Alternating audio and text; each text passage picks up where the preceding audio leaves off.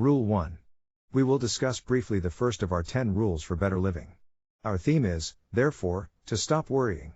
It is evidence that merely to tell a person to correct a long-established habit is not likely to produce any permanent result. Actually, the worrier must enlarge his understanding of life in order to take a positive and constructive attitude while under the pressure of some unhappy circumstance. Worry is a sign that we need to make a rather careful examination of ourselves. There are many problems which require thoughtful consideration, but none that can be improved by worry. With some people, worry is regarded as a proper attitude when in the presence of an emergency.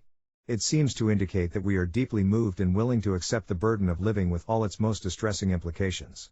Not to worry when others are worrying, in fact not to out-worry. All others would imply that we are superficial and indifferent to the misfortunes of our kind. Here is an important instance where conformity with prevailing practices is destructive and purposeless. The worrier, if he has become an expert, has the ability to experience the same unpleasant situation many times. As a result of anticipating the worst and repeating this anticipation, the mind becomes overwhelmed by the magnitude of a problem, which in fact may be of no great consequence. The wear and tear or upon disposition reacts on health and even extends into our social and business relationships. The worrier may be respected for his extreme anxiety, but he will not be popular in his home, among friends, or at his place of business. Worry is contagious. And our example reminds our associates of their own troubles, and an atmosphere of gloom is quickly generated. The best solution to a potential worrier is a frontal attack upon the cause. All resources should be conserved. And above all, there should not be unnecessary delay.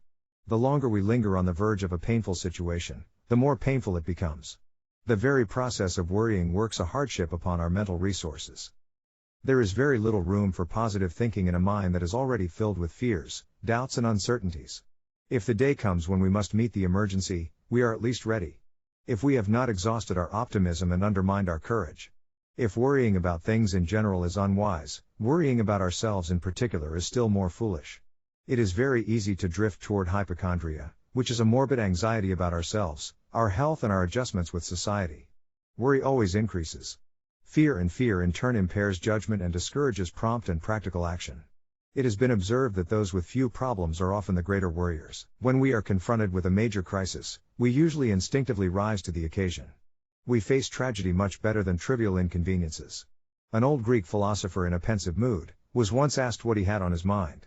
"I am worrying," he replied. An acquaintance asked, "Why do you worry?" The old scholar soberly answered, "I am very worried by the thought that worrying does no good." This in substance is the vicious circle which ultimately afflicts all warriors.